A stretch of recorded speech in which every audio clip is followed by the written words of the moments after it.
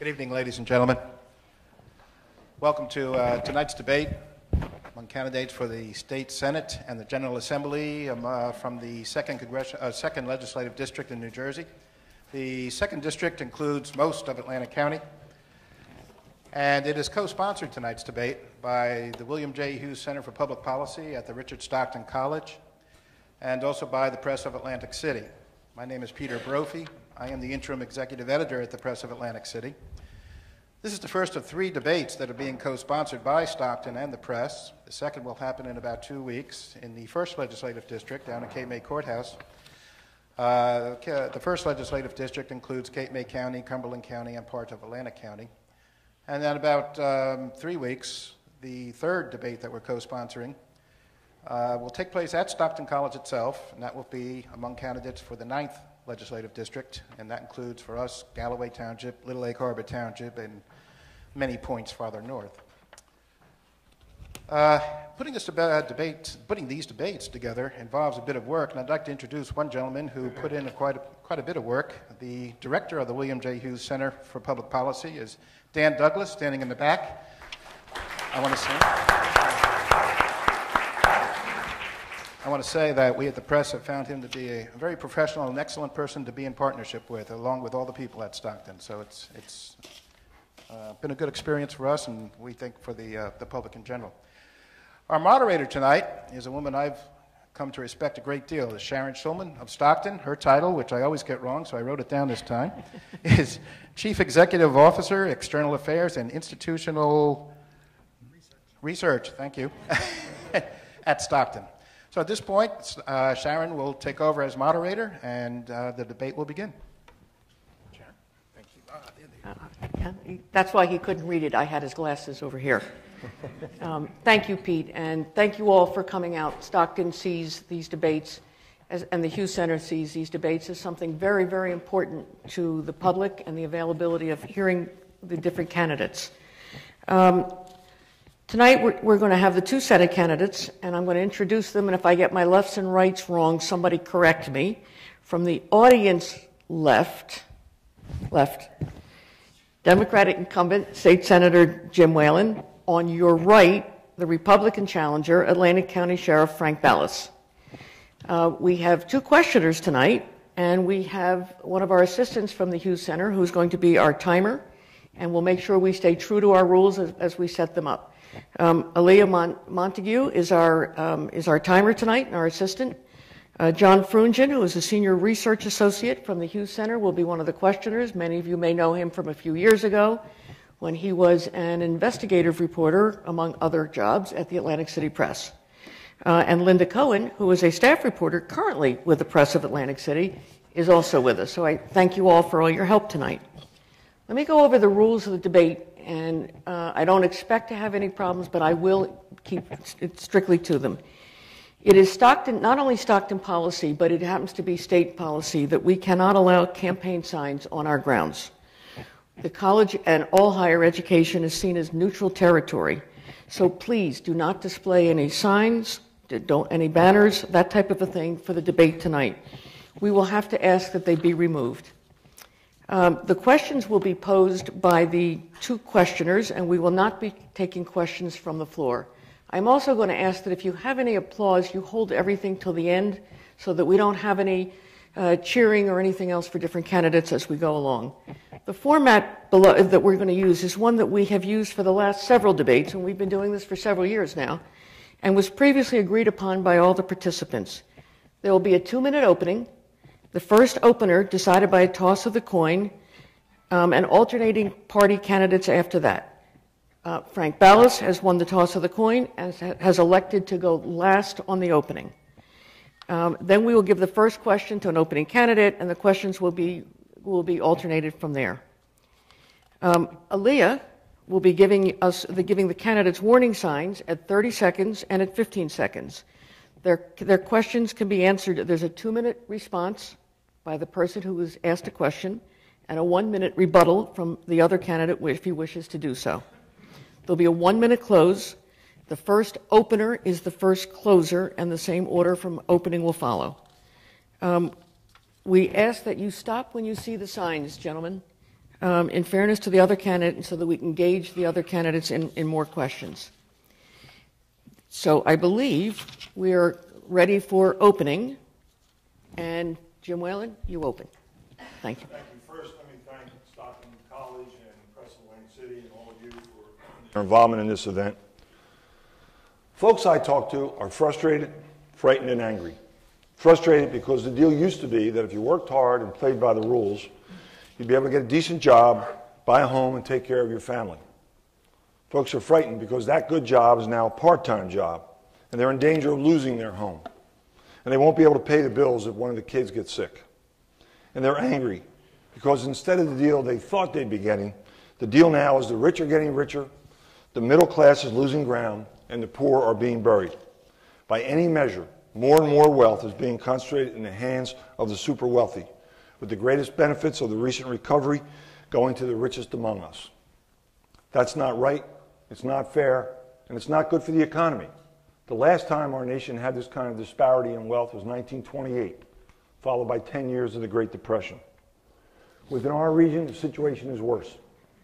Casino competition from neighboring states has negatively impacted our casinos, with workers hit the hardest, and other redevelopment projects are stalled. But there is a way out of this mess. At the state, let's ask the super wealthy, those earning more than $1 million a year, to contribute a little more so we can reduce property taxes 10% on the middle-class homeowner. Let's raise the minimum wage and fully restore the earned income tax credit so people can work their way out of poverty. Locally, we need more conventions, more marketing, including overseas marketing, and let's diversify by helping the offshore wind farm and the manufacturing sector. We can do these things. We must do these things if we are to secure our future. Thank you. Thank you, Mr. Whalen. Mr. Ballas. Good evening. My name is Frank Ballas. I'm currently your Atlantic County Sheriff. I began my career in public service in 1986 with the Pleasantville Police Department and quickly rose to the ranks to become the administrative captain. During my career, I never planned nor dreamed of running for public office.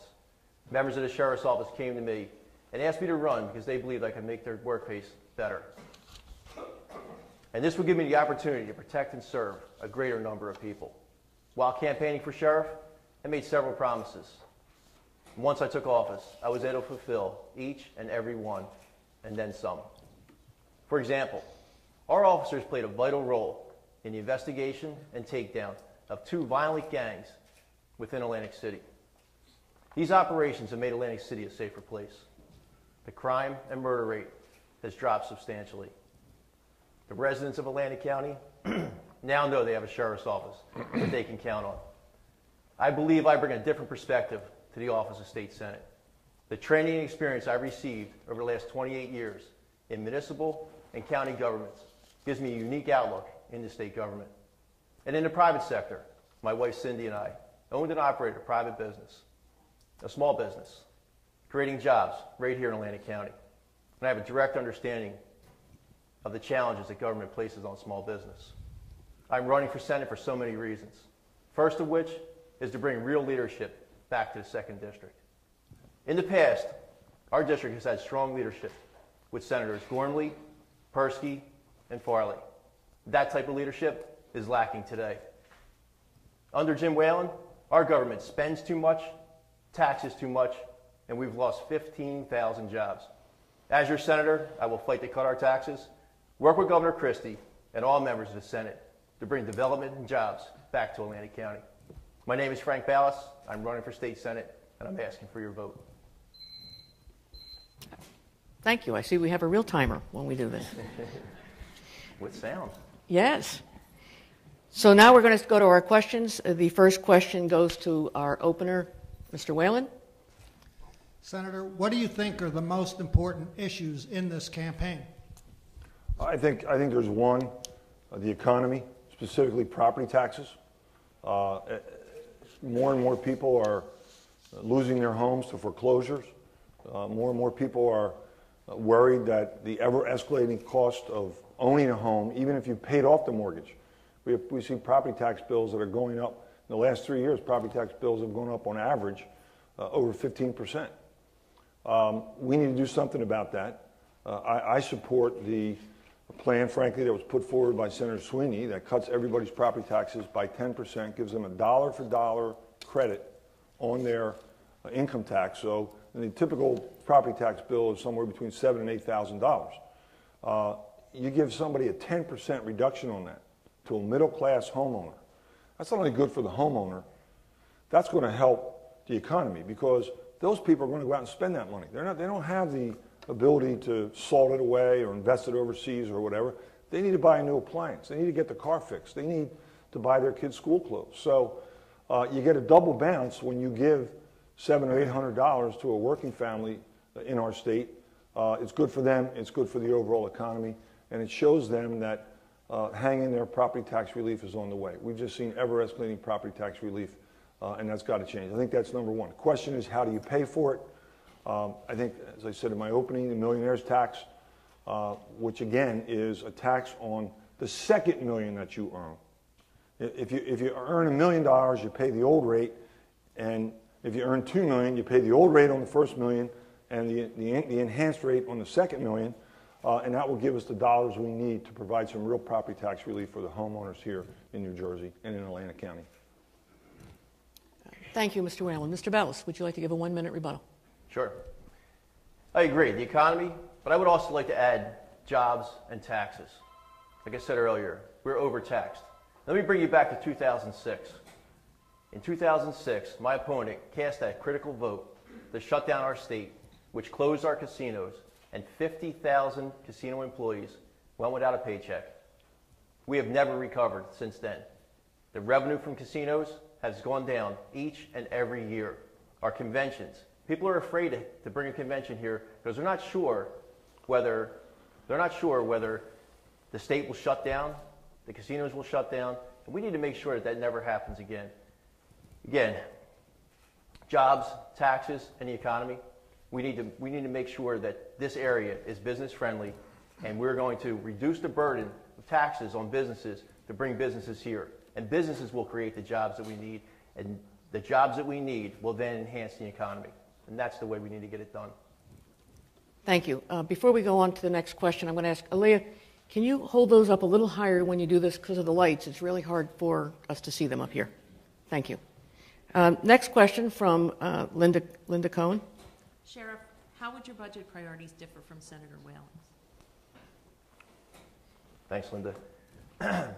Well, as the administrative captain within the city of Pleasantville and as the sheriff, I've been dealing with budgets for many, many years. And we make sure, especially as sheriff with a $10.5 million budget, that we do more with less all the time. And that's what needs to be done. We need to look into our state budget and go through that line by line. Because I believe that in our state, we have a spending problem. We don't have a revenue problem. We have $33 billion of revenue coming in from each and every one of you sitting out here in this audience. We need to scrutinize that budget. We need to look at some of the things that need to be regionalized.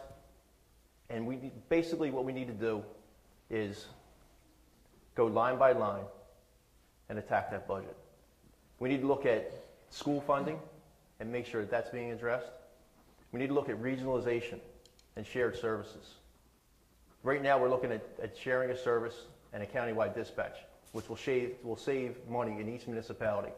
They're the things we need to look at. Thank you. Mr. Whalen?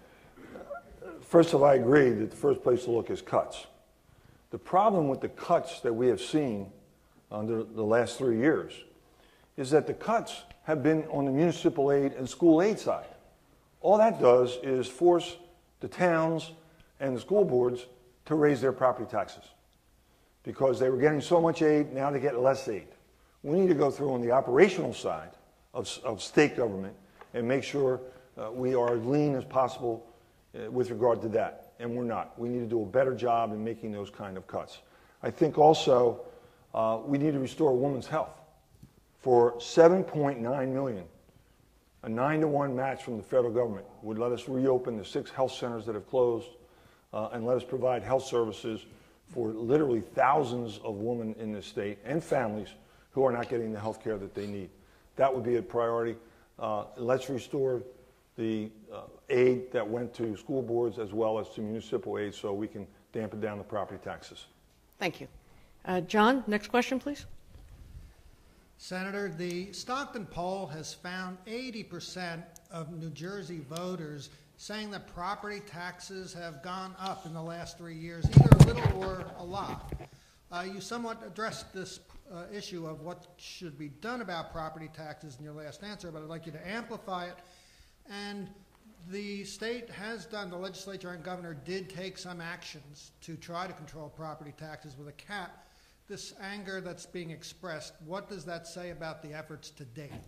Well, it says that while we've controlled the spending side, the state is sending less money to the school districts and to the municipality. If they were getting $100 before, now they're getting 75 or 80 bucks. And for a while it was down to 60 bucks. And the governor restored some of the money that was cut his first year and said, look at all the money we're giving back, but we're still not back to the point where we were a few years ago. So again, I think the priority has to be when we make cuts in government, don't just push it off to local municipalities and local school boards. Let's make some real cuts in state government so that the bill doesn't just get submitted down the line to our local school boards and to our local municipalities. I think also we need to do things to strengthen shared services, and maybe we've gone a little too much on the carrot side where we've provided incentives. Maybe we have to be a little more forceful and talk about creating some disincentives if you don't do shared services.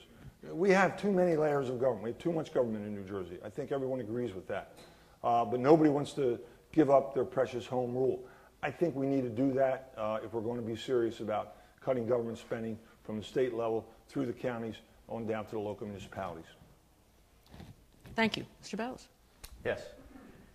Well, in 10 years, with a Democratic-controlled Assembly, Democratic-controlled Senate, and a Democratic governor, we've raised taxes 115 times to the tune of about $4 billion. So I can see why residents would poll saying 80% believe that taxes are very high.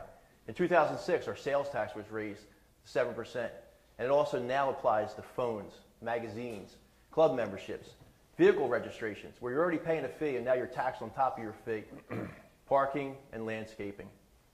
So yes, residents of Atlantic County, residents of the state of New Jersey, we are overtaxed. We need to start cutting spending, start cutting taxes. Thank you. Linda, would you like to do the next question? Sheriff, you had talked about jobs being important.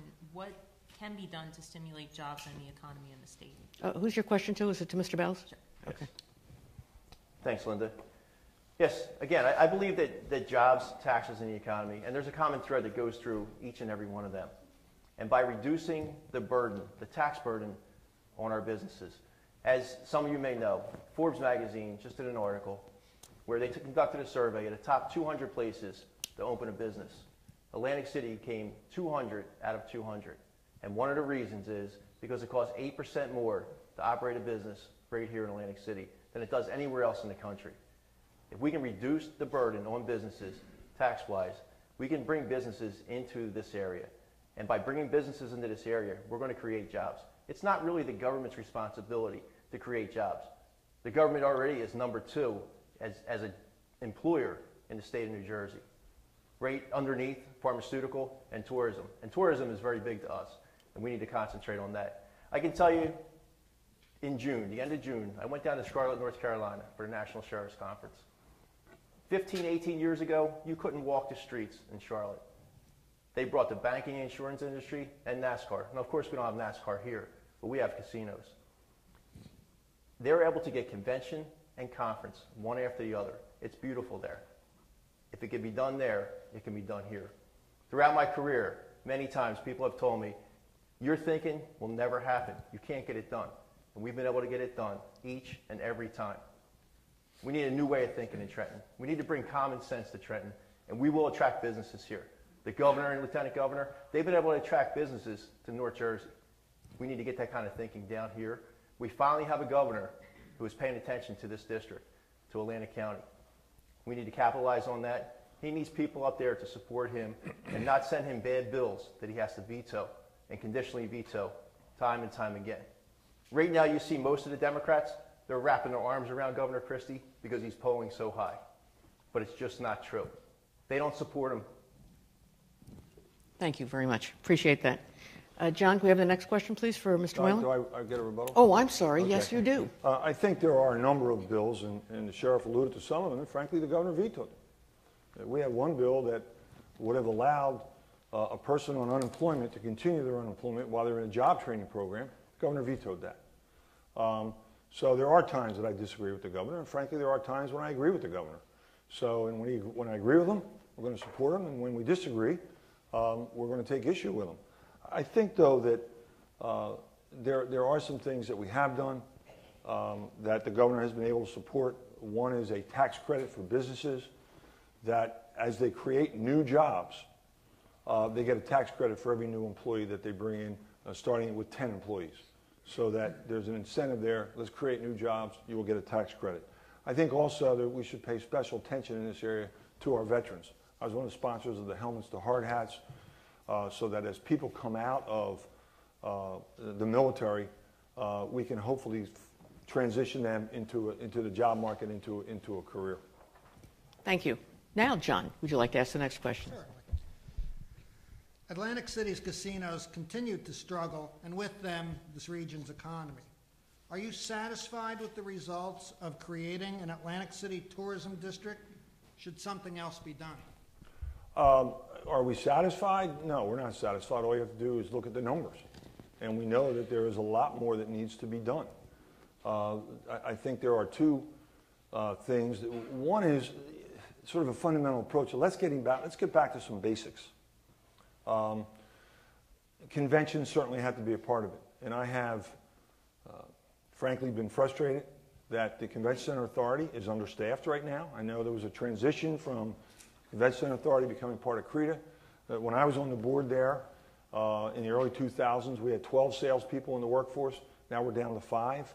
Let's ramp that up so we have people. The reason we're not getting conventions is nothing to do with other than the fact that we don't have enough people out there selling the conventions.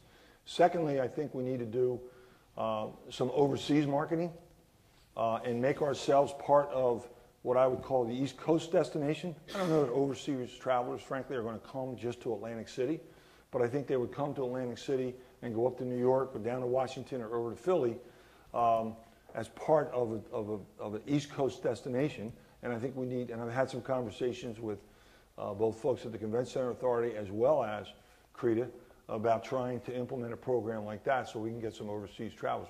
Obviously, the convenience gambler is gone. And we have to broaden and go back to some basics, like I said, with conventions, with better marketing, trade shows, events. I think those are all things we need to do. Thank you. Mr. Bells? Okay. Like I said earlier, I believe the casinos, they started their downfall back in 2006 when they were shut down by the government. But that's water under the bridge now. We need to make sure that we're doing things to make Atlantic City a tourist destination. And it can be done.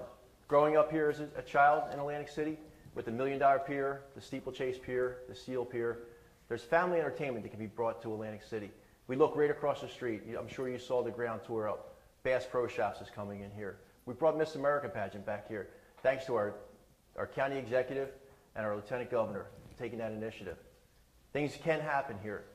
And movie theaters, bowling alleys, they're the things that we look forward to.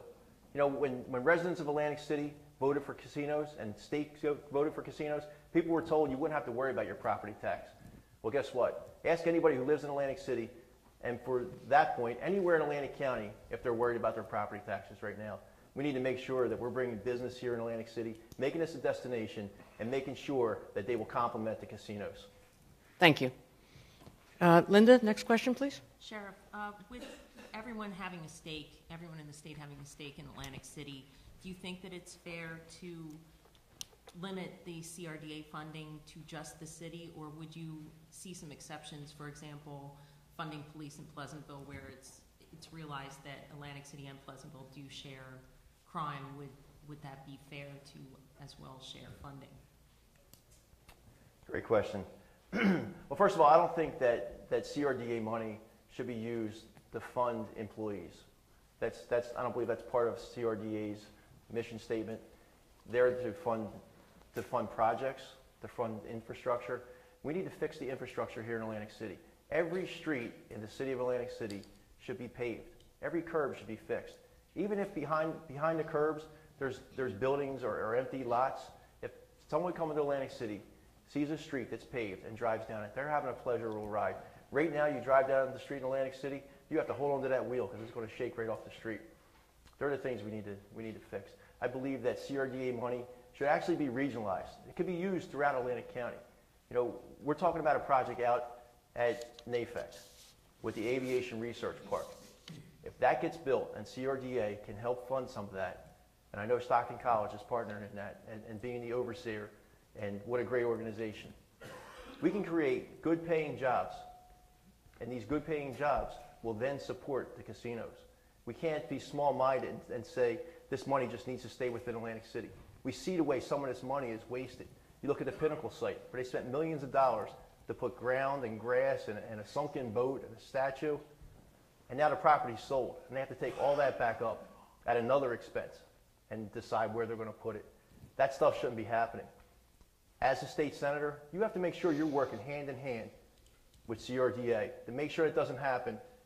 And you can't then, after it happens, say, that shouldn't have happened. That was a bad idea. You're the liaison between the municipality and the state. And you have to make sure that you're there full time. You can't be asleep at the wheel. That's why you need a full-time senator here in this district. There may be other districts in this state where you can deal with a part-time senator, but here, with the problems that we have, we need a full-time senator, and that's what I'll be. Thank you. Mr. Whalen. Yeah, well, there was a time when Atlantic City could afford to have the CRETA money and other projects go outside. We're past that point. Atlantic City needs every dollar it can. And if we open up, then say, well, we're going to do the Route 30 Parkway interchange, and then we're going to do something over on Route 40, and then we're going to do something over here and something over there, we will be right back to where we see the majority of the CRETA money going outside of Atlantic City. Atlantic City needs those resources right now to fix its infrastructure that Sheriff Powell's identified as a priority. So I am not in favor of reopening that. I think the money has to stay here. I think we need to find other ways to fund those projects. Take the Route 30 interchange. That's a toll road, for crying out loud. Every time you drive past, Easy Pass, or throw quarters in the change bucket, they have enough dollars to do what they need to do. So again, I'm not in favor of CRETA money leaving Atlantic City, going around the state, because you're not going to stop, just with Atlantic County. The other counties are going to want their piece. Thank you. Linda, I believe you're asking the next question. That would be me. Senator, are you satisfied with the state's effort to help affected regions recover from Superstorm Sandy? Is there anything more the state should have done or should be doing? No, I'm not satisfied at all. We just had a hearing on Monday in Trenton. We had a hearing in August here in Atlantic City on this. My office is constantly in touch with constituents from the shore communities as well as some of the mainland communities. It's a nightmare, and I think there's two fundamental problems. The first is a lack of communication. People have applied for programs, and they've been told, well, we have a formula that will determine who gets what, but nobody knows what that formula is. And nobody knows when the message is going to come out as to when you'll be notified. So I think that's lack of communication, lack of transparency is the biggest problem that we have. I think the second problem, frankly, is that there were some rush to judgments made by the administration, and I'll give you two examples. One was the V-zone. Everybody in this room from Absecon Island knows you are not getting a 3-foot wave on the bay. And I spoke out on that, and others spoke out on that after I did. And, lo and behold, 6 weeks later, a lot of angst, a lot of confusion. People had already raised their houses Some people in Margate, you go by and they raise their house to the level of the V zone and find out, well, you're not in a V zone, you didn't have to go that high. So that kind of, jumping the gun. And frankly, we saw another example with Ashbridge. Ashbridge, there was a woman in Brigantine who had a boat, her boat, towed off her lawn by Ashbridge, and she was given a $27,000 bill to get it back. $27,000 to tow a boat. We all live at the shore. We know that's outrageous. So there was a rush to judgment on some issues that should not have occurred, and there still is a woeful lack of communication. Thank you. Mr. Ballas? Thank you. I agree with the senator on this point. But let's just jump back to that last question. When we're talking about Route 30, the interchange there, that would be completely funded by DOT funds. It's just going to take some time to get that done. So we're not looking about taking money and taking it onto a state highway. That funding is there. Now, talking about Superstorm Sandy, I had firsthand experience. I was out the first night during it, 24 hours a day, in each and every one of these communities, each from Longport all the way down to Brigantine, meeting with the mayors. I see Mayor Russo sitting out there.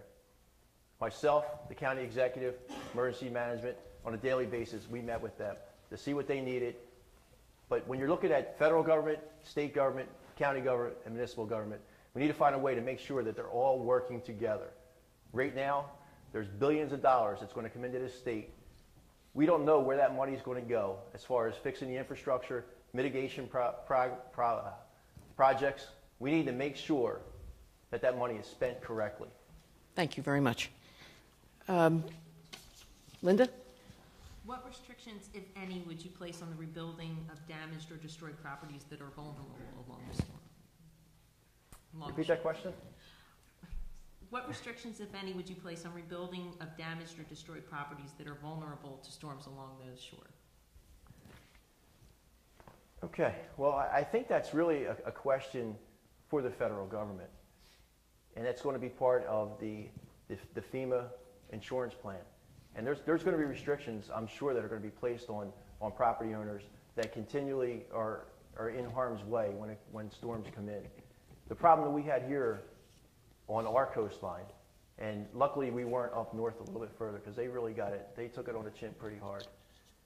Our problem was the water rising up from the bay, coming over the bulkheads, coming through the sewer system, to the drainage system, and flooding the roadways, going up. We didn't have that wave action coming off the beach. We didn't have wave action, of course, coming off the bay, and it's almost impossible. And as the senator said, with the V zones, they were talking about homes that were right along the bay being in a V zone. And we know, we're here our entire life, you're not going to have a wave crashing into your house off the bay.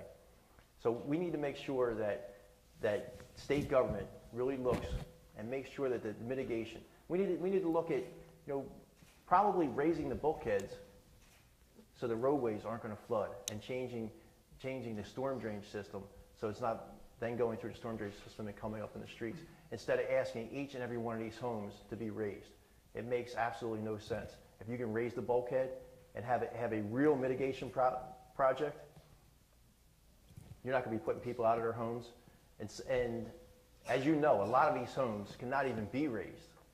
And this is something that we'll be dealing with for the next probably 5, 6, 10 years as we come. Our weather system is changing a little bit, and we're probably going to get these storms a little bit more often. But we can't now just go in, especially with all the restrictions that are coming from the federal government and from the insurance agencies, and as a state government, come in and make it tougher for the people to live in this area. People have been here for a long time. They want to stay here. These are their homes. Thank you. Mr. Whalen? I think there are some things that we need to do at the state level, and one that I applaud is the aggressive posture that we now have on the dunes. I'm proud of the fact that when I served in Atlantic City government, I was an advocate for the dunes. There were a lot of people that were mad at me for a while on that, but after Hurricane Sandy, the issue seems to have died down, and there's no question that the dunes help preserve the boardwalk and the property along the beachfront in Atlantic City as well as Ventnor. If you looked at what happened in Ventnor and Atlantic City compared to Margate, where there's a lot of sand and so on, we didn't have that. The other thing, and this is where I disagree with the administration, I think we should, when we have willing sellers in areas that want to sell, that are tired of being flooded out, we shouldn't mandate that everybody on the block has to sell. The way it is now, it's like you have to get the whole parcel or we're not going to get anything. I think if we could get it piece by piece, it would make sense, because maybe after Sandy, there's 10 houses on the block, you get 2 or 3. Another event, you might get another 2 or 3 or 4 and eventually get it all. Thank you. John, next question. Just want to point out this question was posed by a Stockton College student. What have you done, if anything, to advance the use of green energy, and what would you do if reelected or elected? Well, there are a couple things. One, I've been a very strong supporter of the offshore efforts with the wind farms and so on, and trying to make sure that there is the ability for the state to provide the incentives so that we can get a test market. We know Atlantic City is the site potentially for the first offshore wind farms in our country. And I think we should take advantage of that and make that happen out there, and then allow South Jersey to become a hub for the jobs that would come along with the offshore wind. Probably would be on the Delaware Bay side, but nevertheless, some of those jobs would spill over into our neck of the woods. One of the other things that I've done, we have a bill, I put a bill through to allow landfills to be converted to solar fields. You have literally, landfills in a polite word for an old dump. And you have these old dumps that are sitting out there that are not doing anybody any good. They're in remote areas. Can we allow them to be covered with solar panels so we can collect that solar energy, get it into the transmission line, and get it into the power grid? That's a bill that I put through that has become law, and hopefully we will see some people take advantage of that. I think also the bills for land wind are also a part of bills that I've supported and will continue to support. I just want to touch on one other thing, though, in a few seconds left. Atlantic City is not sliding down because we closed the government in 2006. Anybody who believes that, our slide is due to the competition that we face from Pennsylvania, Connecticut, New York, etc. That's what it is. It has nothing to do with the one-time occurrence back in 2006. Thank you. Mr. Bells. Thank you. As sheriff, as far as green energy, I really haven't had a chance to affect anything green energy-wise, other than we just supervised a project where they've covered the entire courthouse in Mays Landing and here in Atlantic City and the entire parking lot in Mays Landing. But I can tell you what I wouldn't do as far as green energy. I wouldn't propose a bill to tax every vehicle for every mile they drive their vehicle, and then turn around and say it's for green vehicles, energy efficient vehicles, which are either CNG or electric vehicles. The Sierra Club is very much against that. We're penalizing somebody because they want to buy a green vehicle. That's something that we cannot do. The other thing that I'm very interested in, and I'm really looking into this, is to take and put turbines in our waterways. The tide goes up and down 4 times a day, and that water's constantly moving, and it's moving fast. And in these inlets, we can take that energy and create electricity just by the water coming in and out of these back bays. Thank you. Linda? Sheriff, you said that you wouldn't support the bill that was proposed by Senator Whalen as far as taxing the alternative energy vehicles. So would there be any method that you would support that would have these vehicle owners contributing to the Transportation Trust Fund? Okay. Well, first of all, the bill is very confusing because as it reads, when it was proposed and as it sits today, it is still that every registered vehicle in the state of New Jersey. And I know there's been conversation back and forth because the bill was put up for discussion, and whether it's going to be just on electric and CNG vehicles or whether it's going to be just for energy efficient vehicles, and depending on how many miles per gallon you get, you'll be a sliding scale and that's what you'll be charged. And there's also some thought that I've heard the senator talk about, which is paying a flat fee and then going forward from there. Basically, my opinion there is on the Transportation Trust Fund, the gasoline tax that we're already bringing in is probably the smallest number of funding coming into that. There's federal money that comes into that. There's money out of the state budget that goes into that. Every vehicle that's purchased, the taxes they pay goes into the Transportation Trust Fund. The tolls that you pay on the roadways goes into the Transportation Trust Fund. So for anybody to accuse people driving energy efficient vehicles of getting a free ride on the roadway, they're paying, because they're paying more when they buy that type of vehicles, and that money does go into the Transportation Trust Fund. The other thing that makes me kind of wonder, and we have to really dig into this Transportation Trust Fund, and I can't wait to get elected and sit down with Assemblyman Amadeo, because he's on that committee, and really get into the nuts and bolts of the Transportation Trust Fund. Because the thing that's confusing to me is, on one hand, we say that it's not funded, and we need to get more money, and our roads and bridges need to be repaired. And there'll be a lot of Sandy money that's going to go to fix roads and bridges also.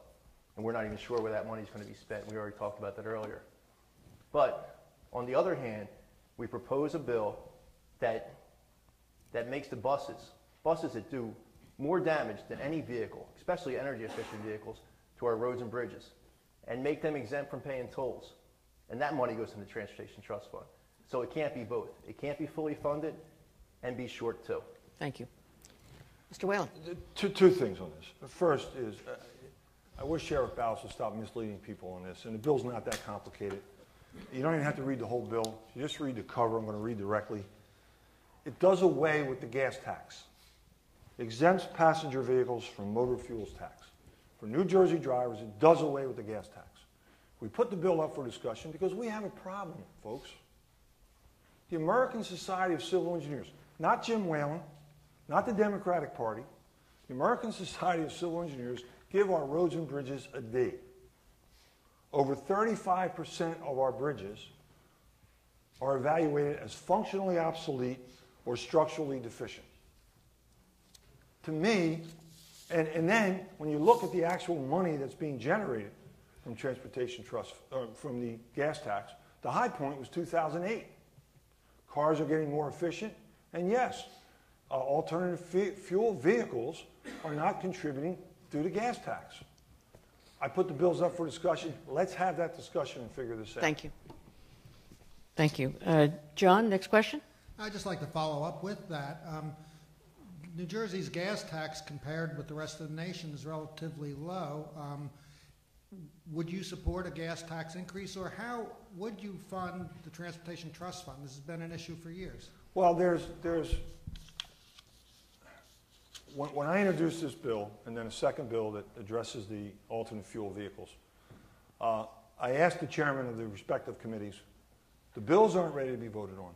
Let's put it up for discussion. Because frankly, there is not a consensus of what to do. But let's at least acknowledge that there's a real problem here. Let's not pretend that we don't have a problem when our roads and bridges are getting a D and the roads are functionally, or the bridges are functionally obsolete and structurally deficient. So let's at least start the conversation. What was interesting in those hearings, John, is that many people came and they didn't like this bill. But I didn't hear what they do like. They admit, yes, there's a problem. We're not crazy about this. Let's find something else. I'm all for that. You know, let's find out what that is. One of the things is, instead of a per mile fee, would be a flat fee. You wouldn't pay any at the pump, your 14.5 cents. That would go away. And if we do a calculation on that, depending on what your mileage is, it comes out to a little less than $100 a year. So you'd pay a flat fee, boom, that's it, you're done. You're getting your gas cheaper. Out-of-state drivers would still pay the gas tax. That was one idea that came up. Shortly after I put this bill in, coincidentally, a group called Facing Our Future, which probably the academicians in the room know, and maybe some of the press people, comprised of Amy Ports, former Supreme Court Justice, Bob Huey, former cabinet member from Margate, who served in both Democratic and Republican cabinets. They came out with a report identifying this as a very severe problem and looking for solutions. One of their ideas is to take the roadways and the tolls, including the bridges, I believe, and putting all that into the mix. Because right now, those tolls are dedicated to the roads that they collect. Again, I'm open to alternative ideas. I just want to have the discussion because we got a problem. We got to fix it. Thank you. 1 minute. Mr. Ballas. Thank you. Our senator wants you to believe that we're going to eliminate a gas tax, we're going to charge you no more by that mileage, by that tax per mile, and magically all the roads and bridges are going to be fixed. God bless you. I agree. In this state, we have a spending problem. I'm sure many of us go to Ocean City, that 9th Street Causeway, $500 million to build that roadway and build a beautiful visitor center for Ocean City. We need to better spend our money. You know, the lights under the bridge are gorgeous, but do we really need that kind of a roadway going into Ocean City? We need to fix the roads. We need to fix the bridges. We need to better spend our money. With sound fiscal management, we can provide better input into this transportation trust fund. Money shouldn't be wasted, and that's what's happening. If we had the money to waste, that would be great, but we don't. You've heard it over and over again. The transportation trust fund supposedly is broke. We need to better spend that money. Thank you. Gentlemen, this will be the last question before we go on to closing remarks. Linda? Sheriff, a Superior Court judge recently ruled that same-sex couples can marry in New Jersey rather than just have civil unions. Where do you stand on this? Well, as a law enforcement officer, we are trained and make sure that we go by what the rulings are of the courts. Now, of course, there could be appeals that are to that. And I believe this is a very personal decision that needs to be made within each and every household. I have many friends that are gay or lesbian. And you know what? They're not bad people. And God has created them just like they created us. But I can tell you, as a Catholic, I have a hard time saying that marriage of same-sex couples, give them all their rights, give them all the benefits they need. You know, if somebody needs to make a decision as far as an insurance policy, a death, or someone's in the hospital, absolutely, they're a couple. And that's the way it should be. But again, if it gets appealed and it's won in the appeal, put it to the voters and let them make the decision. You know, our voters are going to have the opportunity to vote in November on minimum wage. And that's very important to people. But what we also need to do is we need to make sure that the federal government is raising the minimum wage across all the states. That way we don't have businesses competing to go to a different state because their minimum wage may be less and they can spend less money making their product. So that's one of the things that I'm definitely for. And again, I'm definitely against this mileage tax. I'm also against this bag tax, where we want to tax the middle class for every paper or plastic bag that they get out of a grocery store. Government needs to stay out of businesses, just like this gas tax. No, it's just that easy. Don't charge New Jersey registrations. Charge ones from out of state. Maybe electric vehicles, maybe not. And who gets it taken on the chin? The business owner. Government needs to stay out of businesses. Businesses will be much more efficient. Thank you. Mr. Whalen. Linda, I voted for gay marriage before it was cool, okay? In 2007, I was the only member of the state legislature to support gay marriage at that time. I voted for it. It did not pass. It came back and passed the second time. I voted for it then. And I don't think we put people's rights up for an election. What happens? Please hold your applause. Please hold it. You know, what happens if we say, well, you know, maybe 5 years from now we want to reverse those rights? If people have a right to marriage, then let's give them that right. And I hope that we do as a legislature and follow the mandates of the court. Let me just touch on two other issues. I don't want your nickel from your plastic bag. Here's what I want. I want you to use this. Okay? It's real simple. 100,000 sea mammals, according to the United Nations, again, not Jim Whalen, are dying each year. 1 million seabirds are dying each year from plastic that goes into the ocean. There's a glob the size of Hawaii floating around the Pacific. Let's do something about that. I don't want your nickel. Use this. Thank you. We're going to go to the close. You've been a very, very patient audience about not clapping, not everything. When they're done, please give them a big round of applause when we're done. We're going back to the first opener is the first closer, and so I believe that's you, Mr. Whalen. Thank you, Sharon. The central issue of this campaign is how do we make sure that all our residents feel the benefits of the rising economy. Let's start by enacting the millionaire's tax, asking the super wealthy to pay a little more as they reap a windfall. It's only fair, and it gives us the money we need for a 10% property tax cut. That's not only good for the individual homeowner, it's good for the economy. Give that working family $700 more, they're not going to put it in their stock options. They're going to spend it to buy a needed appliance or their kids' school clothes. Let's raise the minimum wage, helping lift people out of poverty. Again, that extra money is going to stimulate the economy because it's going to be spent. And let's diversify our local economy, both in the tourism area with more conventions and trade shows and events, and regionally, developing high-tech jobs in energy, education, and manufacturing. Those are the things I work for every day, and I ask for your vote so that we can make them happen. Thank you all very much. Thank you, Mr. Whalen. Mr. Bells. Thank you. Campaigns. Campaigns are to show the differences between the candidates. My opponent believes that campaigns should run with these negative personal attacks. I will not engage in personal attacks. This is what desperate career politicians do when they care more about power than the people they serve. Campaigns should be about our records. His record, 30 plus years in elected office. I'm proud of my record as a police officer. I'm proud of my record as a leader, as a sheriff. My opponent wants you to believe that he's fighting for the middle class while proposing taxing you for every mile you drive and every paper or plastic bag you get from a grocery store. The middle class I know, they drive. They go shopping.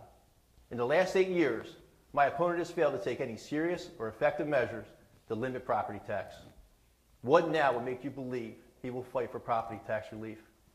It's time for a change, a positive change for a positive future. My name is Frank Ballas. I'm asking for your vote. Thank you. Thanks.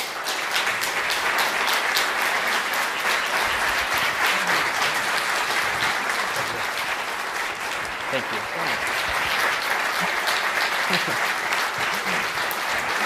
Gentlemen, thank you. Thank you for being good with the rules and sticking to the times and everything we've done. Audience, we're going to take a few-minute break to reset the stage for the Assembly candidates, and then we'll come forward and we're going to get them mic'd, and then we'll get started for the evening. Thank you again.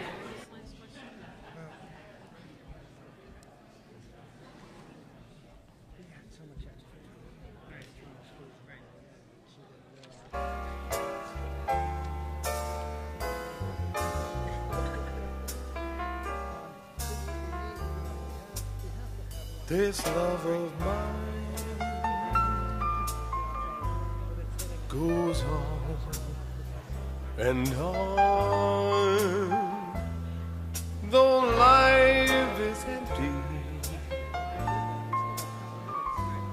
since you have gone. You're always on my mind, though out of sight. It's lonesome through the day and all the night. I cried my heart out. It's bound to break since nothing matters. Don't let it break. I ask the sun and the moon, the stars that shine, what's to become of it, this love of mine.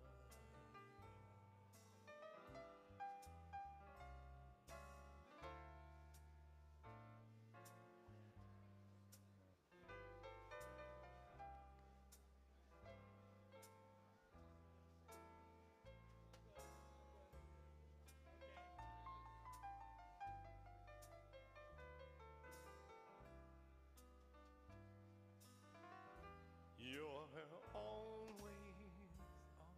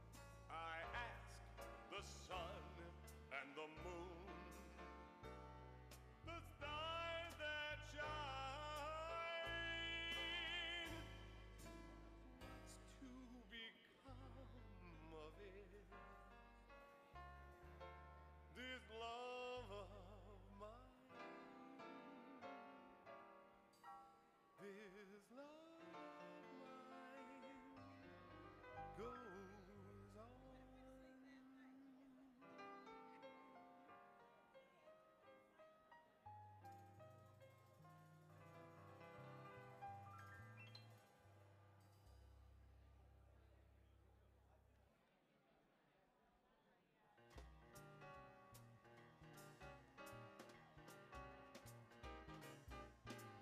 Those fingers in my hair that sly come hither stare, that strips my conscience bare, it's witchcraft. And I've got no defense for it, the heat is too intense for it. What good would common sense for it do? 'Cause it's witchcraft, that crazy witchcraft.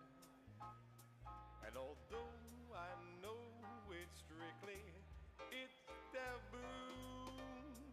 When you arouse that need in me, my heart says yes indeed to me. Proceed with what you're leading me to. It's such an ancient pitch, but one that I'd never switch. 'Cause there's no nicer witch than you.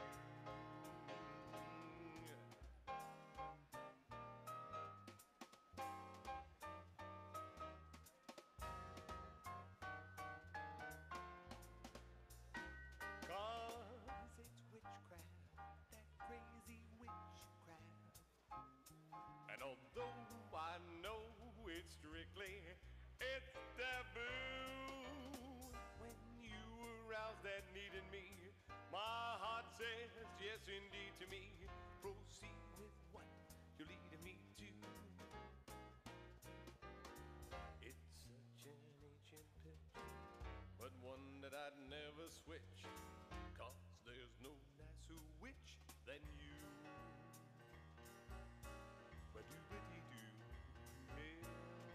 Nice little witch.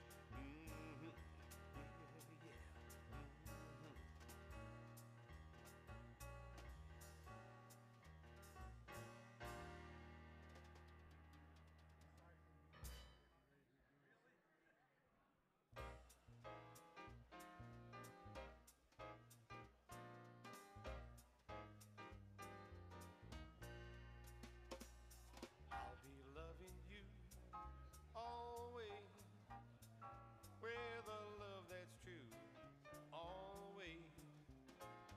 When the things you plan need a helping hand, I will understand.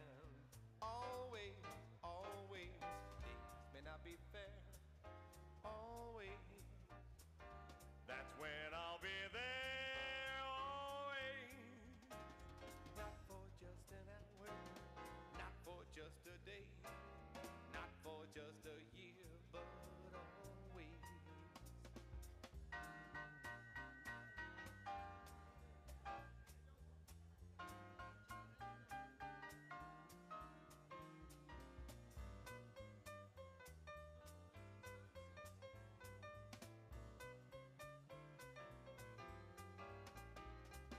These may not be fair, always. That's when I'll be there, always. Okay, ladies and gentlemen, if we could organize ourselves for the assembly debate. Not for just a year, but always. Delay it until she gets back. Hold her off. I think she's in the ladies' room. We could take your seats, please, so we can get the assembly debate started.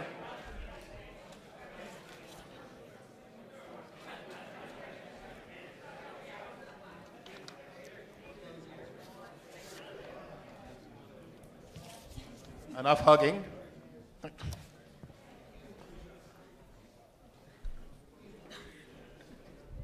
All right, folks, we're just about ready to start.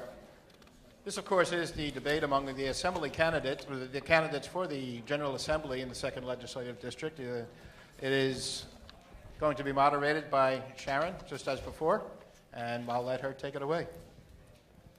Thank you, Pete. And all the same rules apply. I don't think there's too many new people. If you thought I had trouble telling my left from my right at the beginning of the first part of the debate, now that there's 4 people and I have to figure out who's going next, guaranteed I can't make it happen flawlessly. So please bear with me. Let me introduce the Assembly candidates first. On your left are the Democratic challengers Vince Mazzeo and Nick Russo. On your right are the Republican incumbents, Assemblyman John Amadeo and Assemblyman Chris Brown. Once again, we have our timer and our questioners. The format will be the one we used before. The first person responding to a question will get 2 minutes. All other respondents will get 1 minute for rebuttal. And then we'll again do 1 minute close in the same type of a thing. First opener is the first closer. There is a 2-minute opening. The first opener was decided through a toss of the coin, and the alternating party candidates will go after that. So this side won the coin. You won the coin toss. I won the coin toss. And you're going first. Yes. Okay, so we're doing this first. John Amadeo will go first. Thank you. Thank you, Sharon. Good evening, everyone.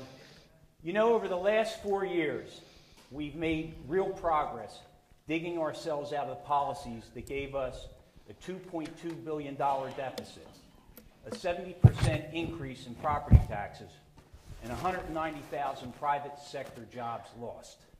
New Jersey was unaffordable, and residents and businesses were leaving our state. We pursued an aggressive agenda, balancing 4 budgets without tax hikes, a comprehensive property tax control program, and making job growth in South Jersey a priority. We made the impossible a reality, keeping casino reinvestment development funds in Atlantic City. They said it couldn't be done. We did it. And with that money, we are investing in our people, creating jobs today, and restoring growth and prosperity to our area. Just look at what we invested in. Margaritaville, 162 permanent jobs. Bass Pro Shops yesterday breaking ground, 200 construction jobs, 190 permanent jobs on completion. And a 250,000 square foot conference center at Harrah's that promises to bring a new level of corporate business to Atlantic City. These projects and improvements all over Atlantic City got done because of what we got accomplished in Trenton. Remember the $30 million per subsidy that our casinos had to hand over to the state horse racing industry? We put a stop to it. And now that money goes towards marketing our city, our region, and our casinos. My job has been to get things done for the people of Atlantic County. Every accomplishment we had, cutting taxes, cutting spending, pension and benefit reform, making South Jersey a priority.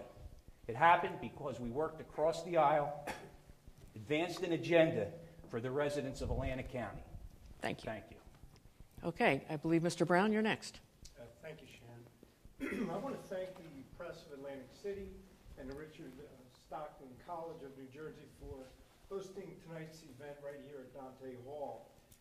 You know, during the past 2 years, I, along with John Amadeo, have had the honor of serving all of you.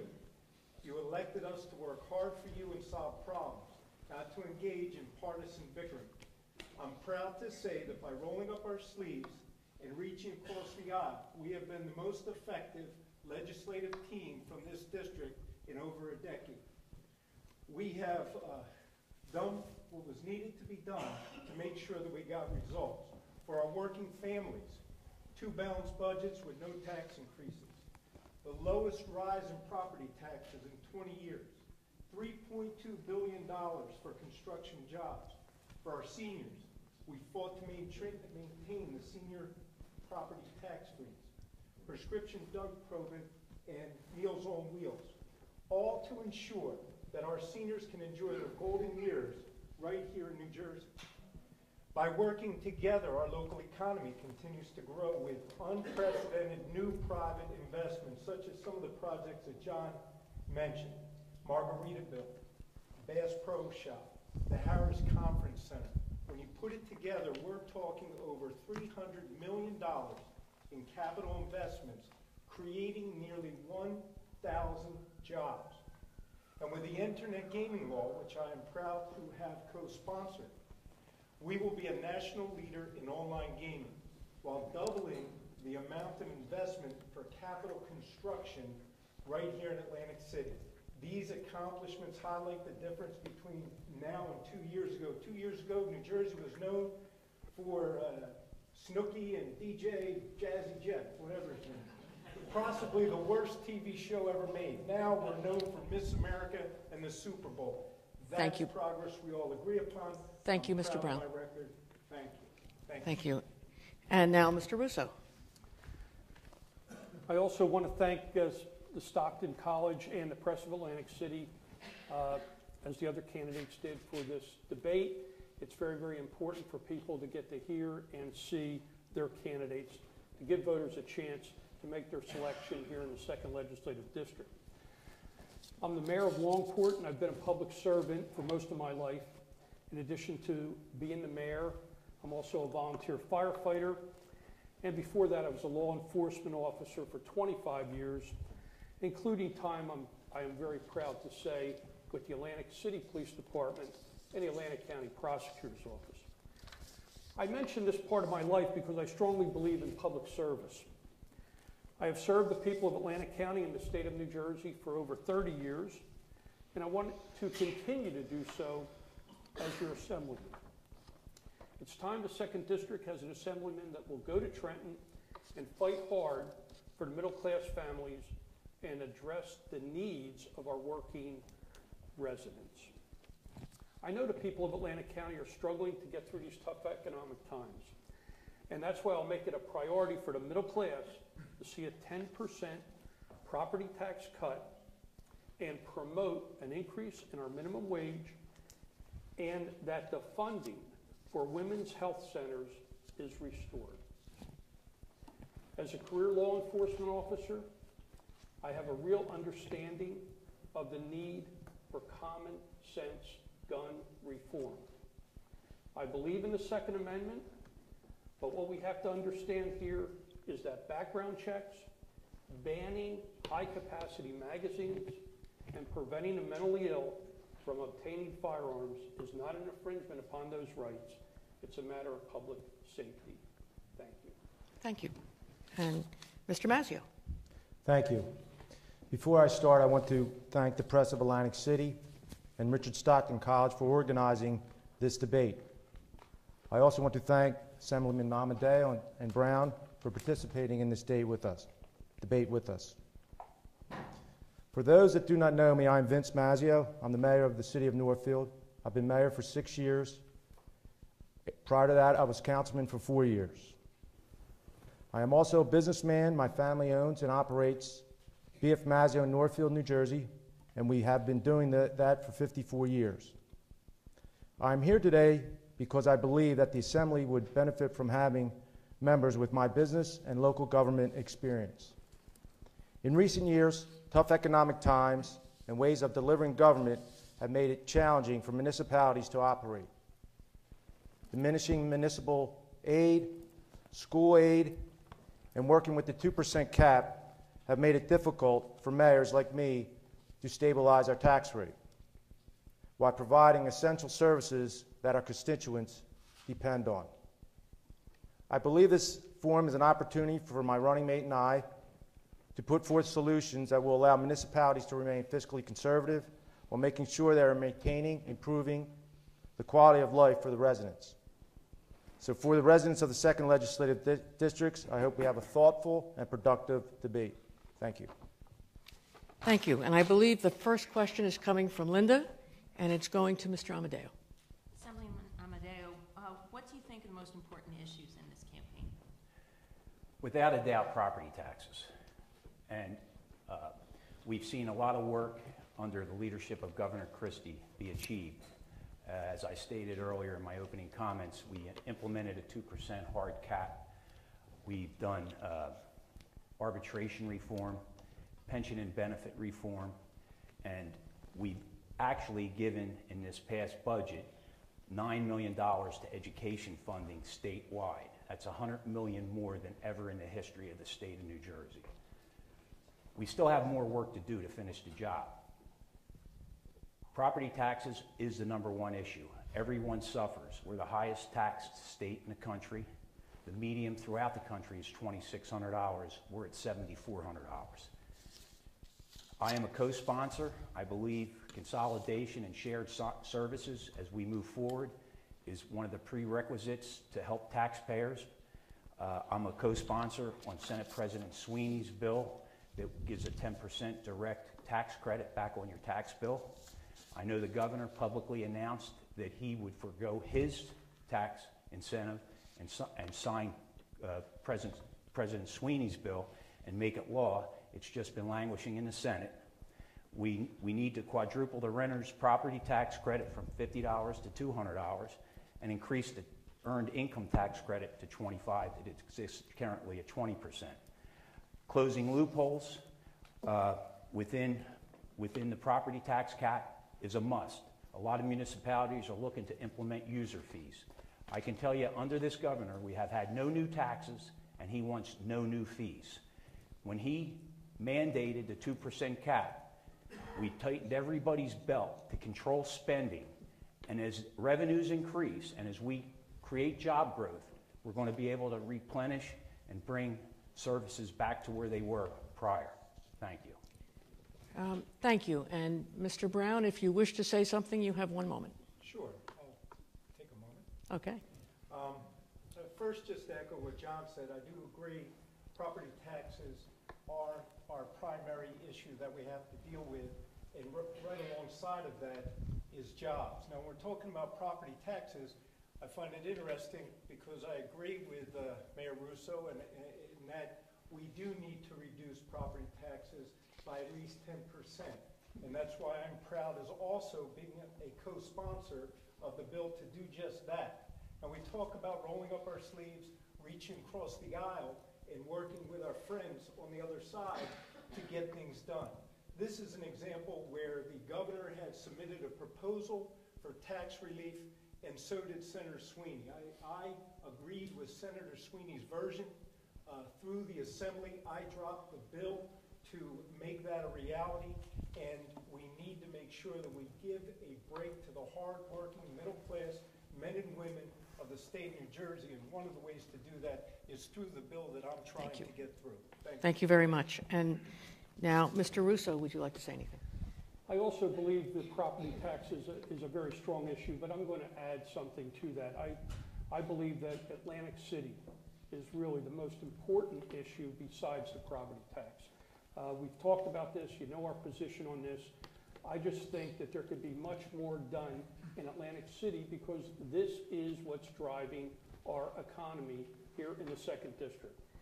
I am very excited at all the things that are very, very positive that are going on. The walk, the beach bars, the beautification, the ambassador program. And the Hansen report was very, very important. It gave the outline of how to get us to be the competing gaming mecca, but we have to put the dots in and we have to come up with the ideas. And that, I think, is what we have to concentrate on. Thank you. Mr. Mazzio. Thank you. I also did back the 2% property tax, also the pension reform and the health benefit reform. But I do disagree with Assemblyman Amadeo that after all those initiatives, the taxpayers of the municipalities saw a tax increase because our state aid was decreased, our school aid was decreased, a lot of property tax reform programs were either cut or they weren't there at all for the municipalities or for the residents. So what I had to do and what a lot of municipalities had to do, and I'm a very strong believer in shared services. Mayor DePanflis, who's here right today, we've engaged in chairing the chief of police. We do our courts, and we also do our sewer and a local. We have dispatching that we go through Egg Harbor Township, and this saved hundreds of thousands of dollars. When we, in 2008... Thank you, Mr. Mazzio. I appreciate your stopping. The next question begins with Mr. Russo, and it comes from John Frungen. If I may, I'd like to stay with property taxes a little longer. in the Stockton poll, we found 80% of New Jersey voters say property taxes have gone up a little or a lot in the last 3 years. It's always a top issue. Does this suggest to you that the reforms that the state has done with the cap is not working? And how would you control property taxes? Mayor, you mentioned 10% cut. What would you do to cut that? Well, John, clearly the Christie plan has not worked when it comes to property taxes. I signed on with the 2% cap. I think that was a good idea. And when things are good ideas, we're going to say that they're good ideas, and we're going to go forward. But clearly, for taxes, property taxes to go up 13% in the last 3 years, or 19%, I believe, in the last 4 years, is certainly, that's unacceptable.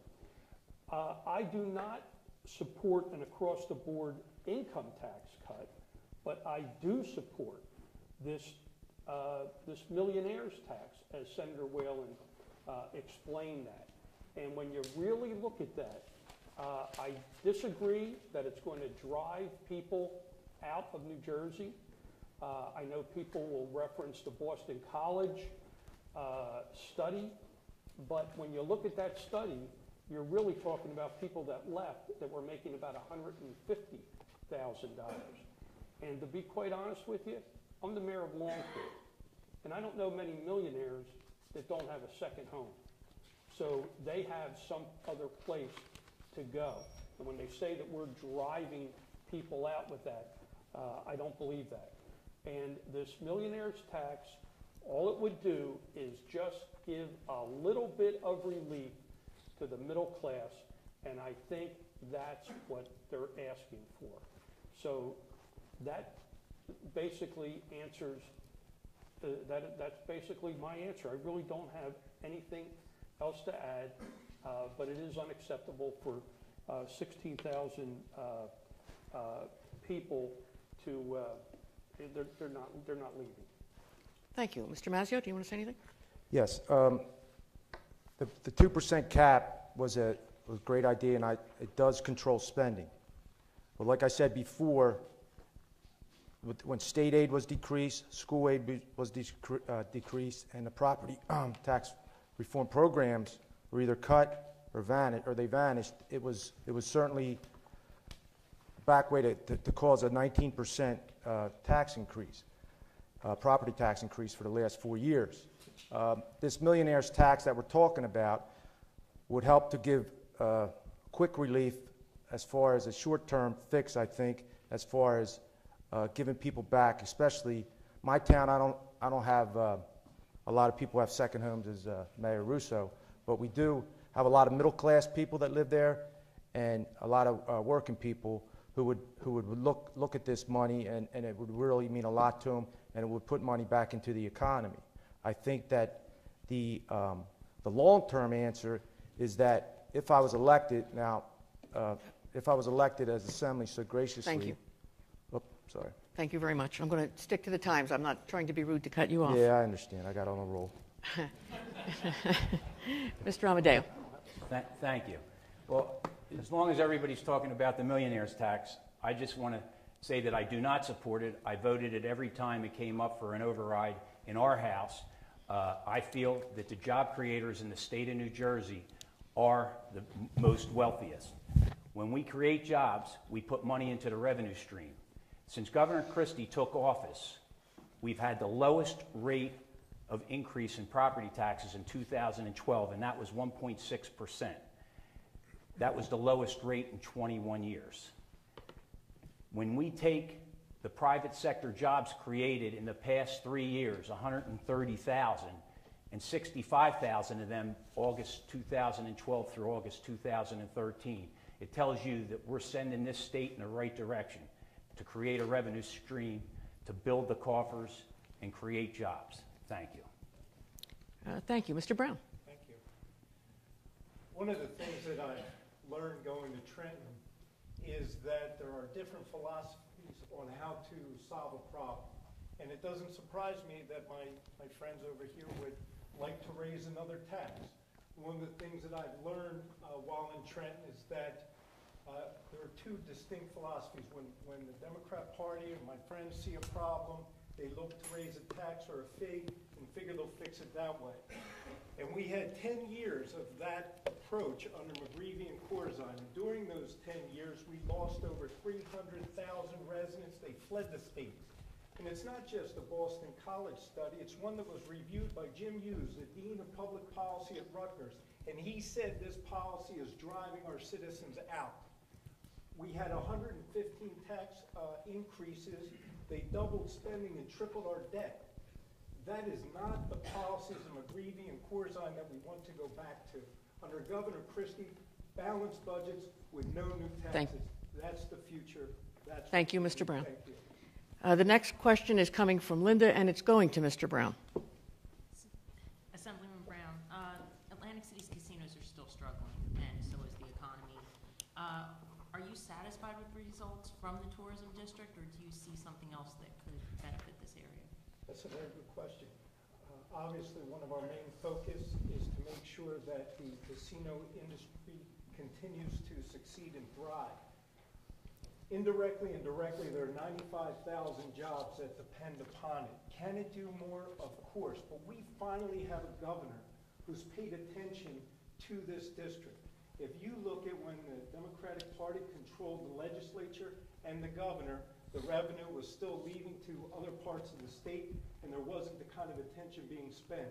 With the tourism district, we are now moving forward. And if you think about it, it's like a mosaic. There are many pieces that come together in order to make this artwork possible.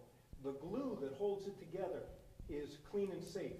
And when you look at 30 Class 2 officers, 60 ambassadors, a violent crimes task force that is made up of every local and county and state teams coming together, which is an example of what we can do when we work together.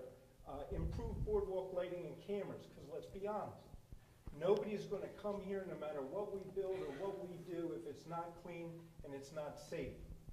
What has that resulted in? Harris Conference Center, $134 million investment, 300 temporary jobs, 140 permanent jobs for everyone here in our county. Bass Pro Shops, as we talked about, $34 million investment, 500 temporary jobs, 200 permanent jobs. Margaritaville, $35 million investment, 250 temporary jobs, 160 permanent jobs. Steel Pier, $100 million investment. When you look at the money that is coming in from the private sector to invest in non-gaming attractions, that's exactly the direction we want to go in. We cannot and are having trouble with competing with the non-gaming. Thank you, Mr. Brown. Thank you. I don't want to keep doing that to you. I'm sorry, but we just got to do. She is putting up the signs for you. Okay, Mr. Amadeo. Thank you. No, Linda, I'm never satisfied. I think we still can achieve better. I think we've made great strides, and everybody in this room would agree. Governor Christie's been a friend to South Jersey with all the work he's done and his commitment. There's no question about his commitment. Creating a tourism district, funneling CRDA funds back into Atlantic City and Atlantic City only. We still have a lot of work to do. The clean and safe, it's there. We're very happy with the boardwalk. We're a town that we have to take to the next level. We've heard it before. Air travel, we need to utilize the gem we have in Egg Harbor Township, our Atlantic City International Airport. We need to bring in convention business. That's the next segment of what we have to do. We're an event-driven locale. We need to create events to bring people in here. The competition that has spread, it's done. We're not the monopoly in gambling. We're not the number 2 number in the world anymore. We have competition. Nothing we can do about it. Thank you. Mr. Russo. Well, I agree that crime is the priority. People aren't going to come to any city unless it's safe. But what are some of the things that can be done? I've spent a lot of time talking to casino people, and they want to see weekly promotions. They want to see something going on in this town every single day. They said that the Boardwalk Hall should be better utilized. It's underutilized. They want to see more incentives for new construction. If we have those programs and they're not working, we've got to evaluate and see why they're not working. People are talking about Bader Field. Is there anything that can be done there? They're talking about ventures with colleges and universities to bring the young people here into our vacant land. But what we have to do is stay focused. Again, the Hansen report gives us the ideas. Now tells us what our objective is. Now we have to come up with the ideas to get there. Thank you. Thank you. And Mr. Mazzio? Yeah, I thought the tourism district was a great thing for Atlantic City. I also believe that it's important to do these incentives that we get businesses like Pro Bass, also Margaritaville, businesses like that. I also feel that, I'll go back to the property taxes, that we need to control property taxes so businesses can come to not only Atlantic City but other towns outside and invest in our communities so we could get jobs and get the economy going. I just want to touch a little bit, since we're going back in time, Mr. Brown. You said about Corzine and McGreevy that we're going to go back to that. We might as well go back to Christy Whitman when she robbed the pension system, too, as well. And we're still paying for that, as you know. And also, Mr. Amadeo, you said about a 1.6%. That's correct when we go with the 2% cap. But if you take where the state aid was taken away from us, the school aid, and the property tax reform programs, it's about 18.6% in the last 4 years. Thank you very much. And now, John, you're going to ask Mr. Mazzio the next question.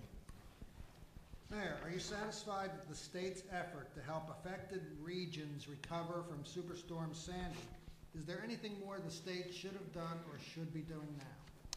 Well, coming from the shore community from the mainland community of Northfield, I certainly haven't been hit like the shore communities, like Mayor Russo, where firsthand store damage, it was tremendous and a very terrible storm that went through.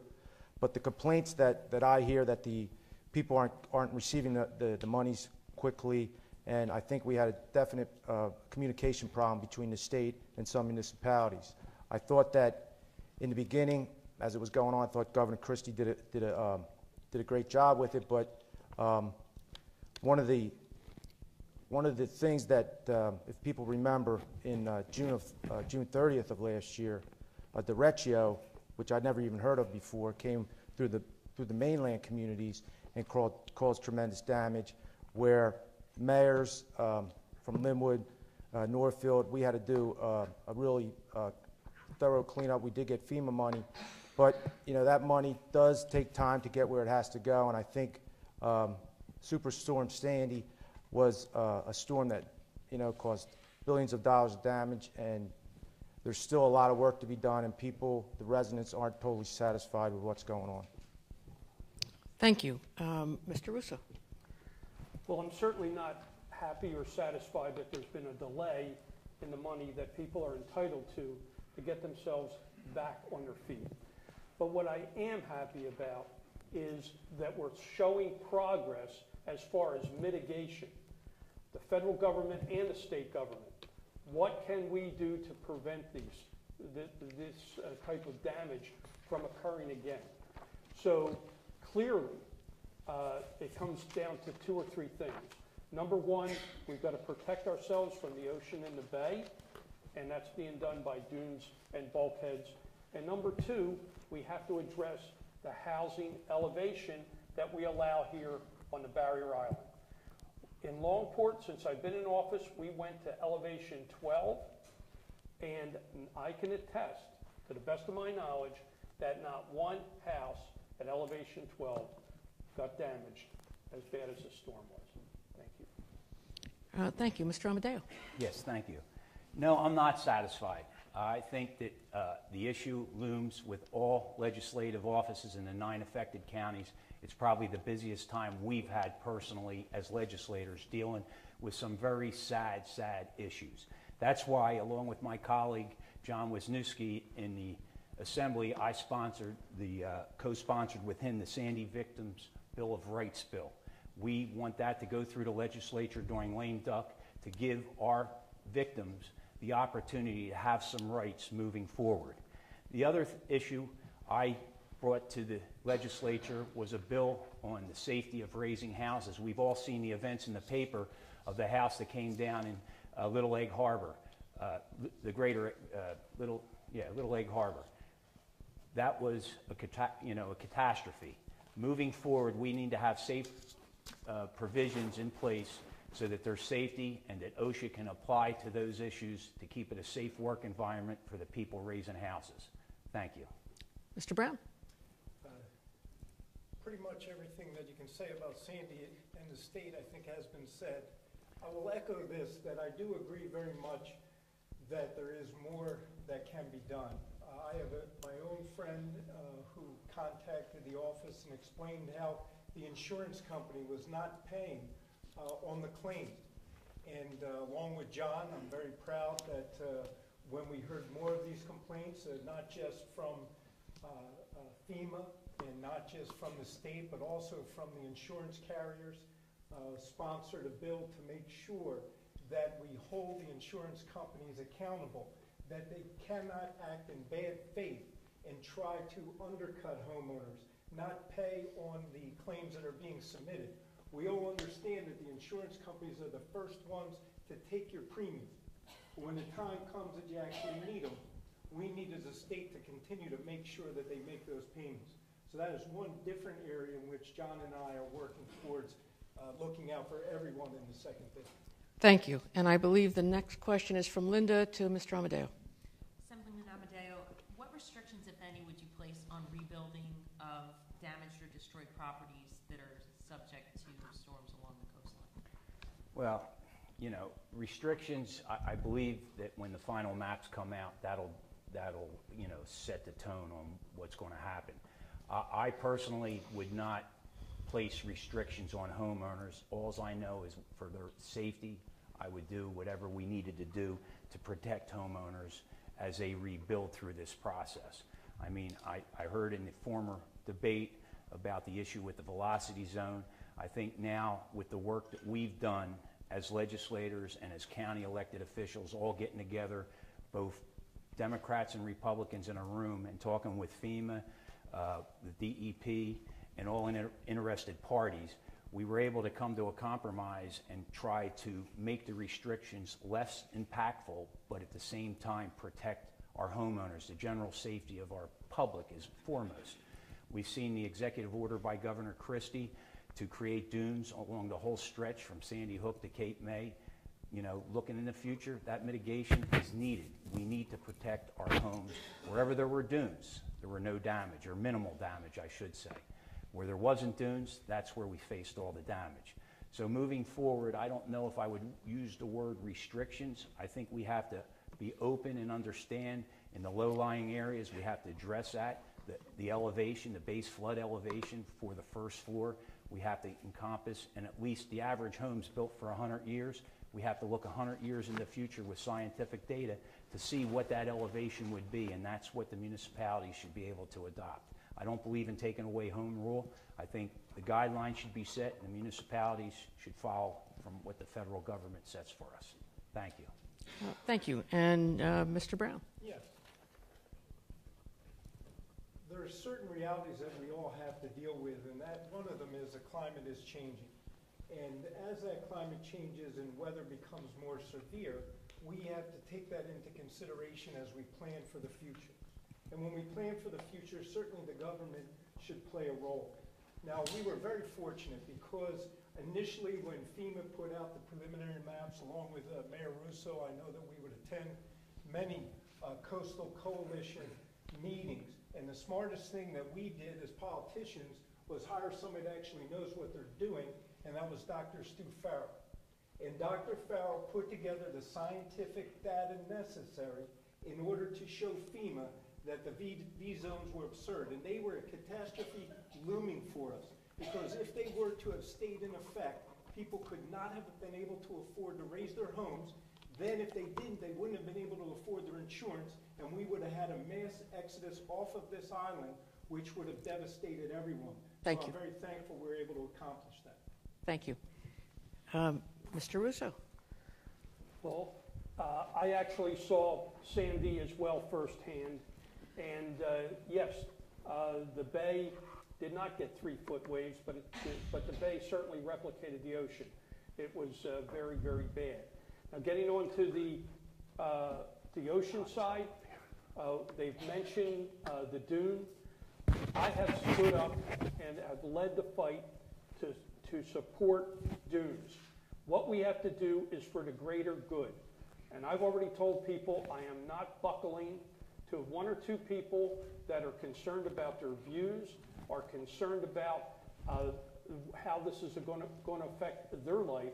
As elected officials, we have to do what's right for the greater good, and I cannot see using taxpayer money to constantly rebuild an area if those people in that area refuse to do what's prudent, and dunes are the prudent thing to do. Thank you. Mr. Mazzio? Yes, as Mayor Russo, who was, I learned a lot from him about Hurricane Sandy or Superstorm Sandy, and that, he was in the forefront of making sure that he was all for putting dunes in front of his Longport municipality. And I think as you take an oath as the mayor, you're there to serve and protect the people of the resident that you serve. So it's very important that we continue to protect the shoreline. I think what the Governor Christie came out with was certainly a good executive order to make sure that the dunes get down from all the way down the New Jersey coast. So that didn't have a great deal to my community, but I certainly was ongoing watching what was going on, and I did feel for what was going on to the people, and I hope that we learned a valuable lesson, and so some of these things don't happen down the road. Thank you. And John, your next question goes to Mr. Russo. This question, Mayor, was posed by a Stockton College student. What, if anything, have you done to advance the use of green energy, and what would you do if elected? Well, that's a very, very good question. And what we have done in Longport is, first of all, we've taken an older building that has historical value, and rather than tear that building down and start again, we have attempted to save it, make it be retrofitted, have a practical application, and do as much as we can to go green in that area. Now, what do we really mean by green? I mean, the biggest thing that I'm seeing right now is clearly the use of solar energy, solar panels. And I think that there is a movement towards that. We are certainly committed to do whatever we can do in our borough to support the green plan. And I think it's good for all of us. Assemblyman Brown mentioned climate change. Well, we could debate why the climate is changing, but we can't debate that the climate is changing. And once we start to get away from the fossil fuel usage and break ourselves of this habit, that's the only time that we're going to see a real change in this environment and a real change, hopefully, in our weather pattern. Thank you. Okay, thank you. Mr. Mazzio. Thank you very much. Northfield is we're on the cutting edge as far as trying to do green energy initiatives. We retrofitted our city hall, our library, our HVAC systems. We updated in the last few years. We're on the way of trying to become Sustainable New Jersey. We have a website that we just put up to fall into the criteria so our residents can look into doing other green energy initiatives. Our school, Northfield Community School, has solar panels that they just put up about 2 years ago that they bonded, and the community voted yes for that. So also in our land use ordinance, we updated it last year to incorporate wind turbines as far as into the city, also solar panels, and to be updated to go with what's going into the future. And Senator Whalen mentioned at the last debate about wind turbines off the coast. I'm in favor of that. I think it's a good initiative and would possibly save stuff. So. Thank you. Mr. Amadeo. Yes, thank you. I'm fortunate enough to be one of the co-sponsors of the Offshore Wind and Economic Development Bill that went through both the Senate and the Assembly, signed into law by Governor Christie, I think back in 2012. There's been a lot of work done. We still have a long road to go to be able to start the Fisherman Energy Project off our coast. There's still a lot of issues the BPU has. They're trying to iron them out. They're working in that direction. That is a great piece of legislation. That's our future as we move forward. We just have to get to the point where the transmission lines can become more economical so that we don't pass that back to the ratepayer, the cost for the installation of that, although we know there's a long-term sustainability with offshore wind. Also, manufacturing jobs locally. There are bills in the Senate and the Assembly, which I think we're all a part of, your elected officials in this district, which create manufacturing jobs. It takes, boat yards, places that do fiberglass work to create the parts for the windmills. Thank you. Thank you very much. Mr. Brown. As has been indicated, one of the nice things that I've found is that we can marry our support of solar energy with progress and cost savings for the taxpayers while creating jobs. And that is the kind of innovation and thinking that we need as we move forward. An example is right now, New Jersey is #1 in the country for solar development. I believe that if you feel that you want to be independent, then solar energy is the way to go, because you do not have to rely on anyone else other than your own panels to generate your own electricity. The marriage between solar and government was seen not only in Northfield, but prior to Northfield, it was done in Egg Harbor Township. It saved the school district $287,000 in electric bills. That's 1 cent on the tax bill, which means $100 for every $100,000 assessed. When we talk about property tax savings, Thank you. that's an example of solar providing direct property tax relief. Thank you, Mr. Brown. And now you're going to get your chance again. Linda, your question is to Mr. Brown. Okay. Assemblyman, what can be done to stimulate jobs and the economy in the state? Well, right off the bat, one of the things that we've talked about earlier is we have to make New Jersey more affordable. And we all agree that property taxes are too high. And so when you talk about creating jobs, I'm reminded of an article from the press where they interviewed Carl Redding, who's a former Marine. He was an aide for Al Sharpton, an African-American who came to Atlantic City, an entrepreneur trying to start a business. After a year or so, he had to leave. And when the press asked him, they said, hey, what's the one reason, what's the one thing you would change that you think would help make your business succeed? And he said, the taxes are too high. It costs me more money to do business here than in Atlantic City than it would if I was in New York. When we're looking at creating jobs, we also have to remember that balancing the budget and not raising taxes is an enticement to bring those jobs in. I can tell you that I sponsored a bill along with my colleague John Amadeo, which Lieutenant Governor recently spoke about, which creates jobs right here in South Jersey and Atlantic County. We are one of 8 counties to benefit from the New Jersey Economic Opportunity Act. And what that does is that gives businesses the incentives to create jobs through tax credits, move here from other states and construct new facilities. When you are working towards creating these jobs, we have to think about what had happened in the past. During the spending, and I don't need to go back to Whitman, I'll stick with Governor Christie, but I'll go back to Corzine and McGreevey and say that the Dean of Rutgers Public Policy declared the 10 years under Corzine and McGreevey's tax and spend policies as the lost jobs decade. Thank you. That's what we don't need. Thank you. Mr. Amadeo. Yes. 140,000 private sector jobs just aren't created just out of nowhere. It's not with the effort of the governor and the legislature working to create $213 million in business tax relief. In his 3rd year of job-creating tax cuts, we eliminated certain taxes on New Jersey jobs, and capital and allowing taxes to be offset by previous operating losses.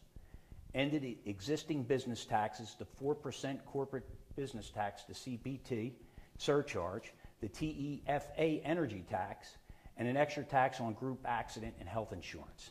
We reduced the minimum tax on S corporations by 25%. That's why our growth of 160,000 jobs, 65,000 in the last 12 months is showing that what the governor is doing is working. Those are the job creators. Thank you. Mr. Russo. I'm going to provide a practical answer as it pertains to our District 2. And that is clearly we need development of jobs outside of the casino industry and or that support the casino industry. Jobs that are in the ancillary field. For instance, right here in this city, we have a thriving business called AC Linen.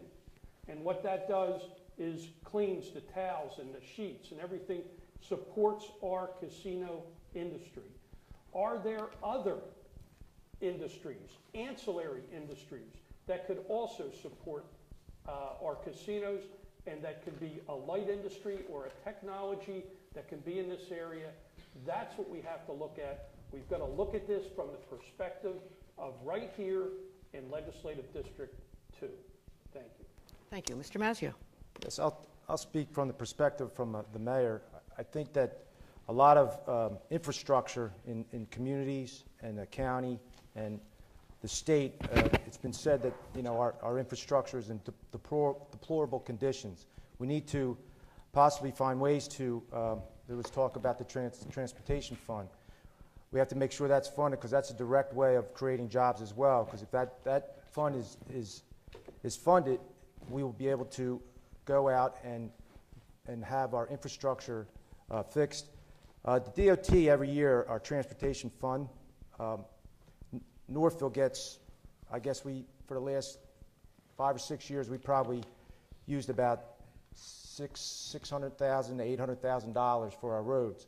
Now that created jobs. It also created, also made our streets drivable where we didn't have to put the invested in bond on that. So things of that nature. Infrastructure. Also, I think we have to put investment in updating in higher education. Thank you. Oops, sorry. And I did like that higher education part, but, we got to stop. We passed that.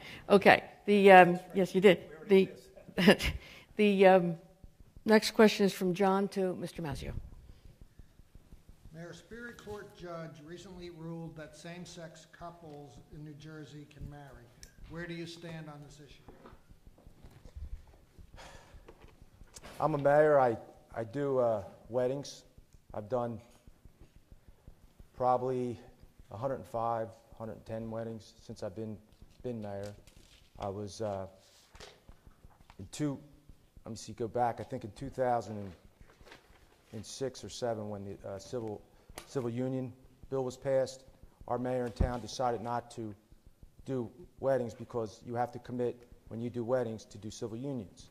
Well, I've done 2 civil union weddings, and those people seemed as happy as a regular wedding to me.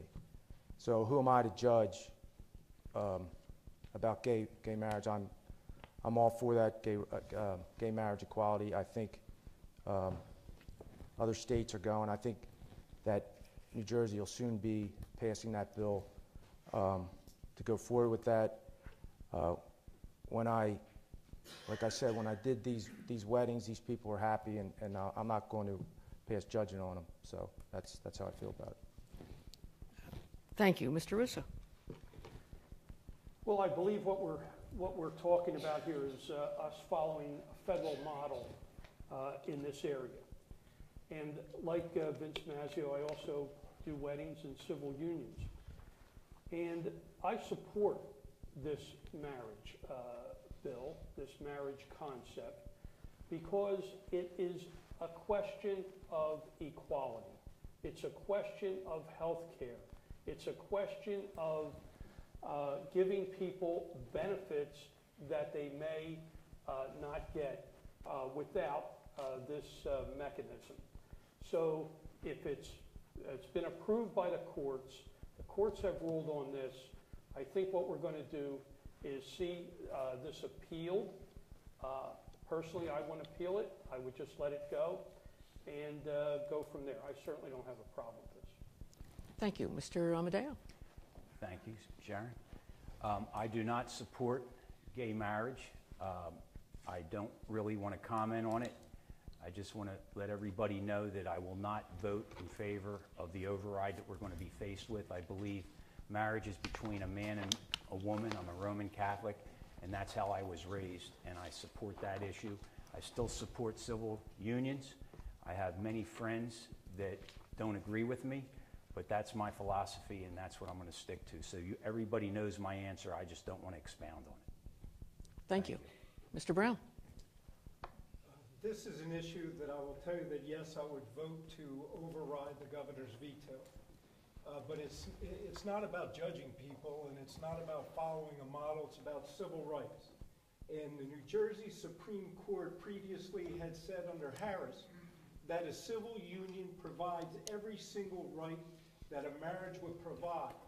And therefore, under that model, it was not a civil rights issue, and everyone was receiving equal rights under the law.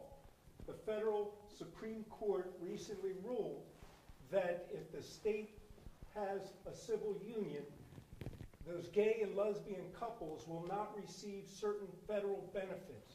Now, it's a civil rights issue. I'm not going to talk about anybody else's position. I just believe when it comes to civil rights, it's not appropriate for the public to vote upon it. When it comes to civil rights, it's about the legislature and the courts doing what is right. Thank you. This will be the last question before we close. And I believe the question is from Linda to Mr. Amadeo. With everyone in New Jersey having a stake in Atlantic City, do you think that it's fair that the money from the CRDA stay within the city limits, or do you see any exceptions? No, absolutely no exceptions. I work too hard to keep that money here and doing away with horse subsidies. We all know that that was an issue back in 2007 when I first ran for the assembly seat and was so lucky to receive the endorsement of the people of the 2nd District, that I stayed and worked on that, and it wasn't until Governor Christie came. Remember, I'm in the minority house. For 2 years, my first term, I was in the minority with a Democratic governor. Couldn't deem CCC employees essential employees of the state of New Jersey. It took the minority and a Republican governor to get that done so that there would never be another shutdown of the casino industry here in the state of New Jersey. The other thing, CRDA funds, coming back here, the governor gave us 5 years. We're all on board. This legislators in this district are all on board. We want the money here. We want it to go to Atlantic City. We needed help here desperately, and we have to continue.